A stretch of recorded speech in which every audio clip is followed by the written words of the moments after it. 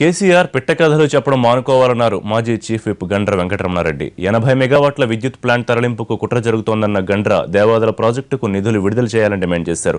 ఇచ్చిన హామీ ప్రకారం భూపాలపల్లిని జిల్లా చేయాలన్నారు. వరంగల్ జిల్లా మీద కక్ష కట్టినటువంటి గౌరవనీయ రాష్ట్ర ముఖ్యమంత్రి కేసీఆర్ గారు ఈ యొక్క సంవత్సరణ మీద 3 నెలల కాలంలో ₹1 కూడా ఖర్చు పెట్టలేదు. ఈ యొక్క దేవాదుల పథకం మీద మీరు పిట్టకథలు బంద్ చేయండి.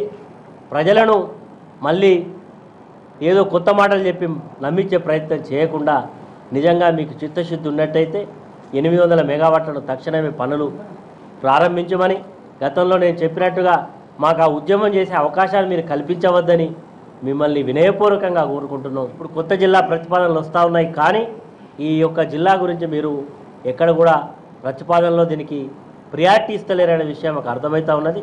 దయచేసి భూపాలపల్లి జిల్లా కూడా మరి ఎప్పుడు చేస్తారు, ఏం చేస్తారనే విషయాన్ని కూడా మరి మీరు తేటతెల్లం చేయాలి. నగర పంచాయతీ మున్సిపాలిటీలలో గ్రామ పంచాయతీ సిబ్బందిలలో విషయంలో వాళ్ళను దయచేసి ఇబ్బంది పడకుండా చూడాల్సిన బాధ్యత ఈ జిల్లా నుంచి ప్రాతినిధ్యం వహిస్తున్నటువంటి ఉప ముఖ్యమంత్రి కడియం శ్రీహరి గారు. అవసరమైతే సీఎం గారికి డిక్టేట్ చేయవచ్చు.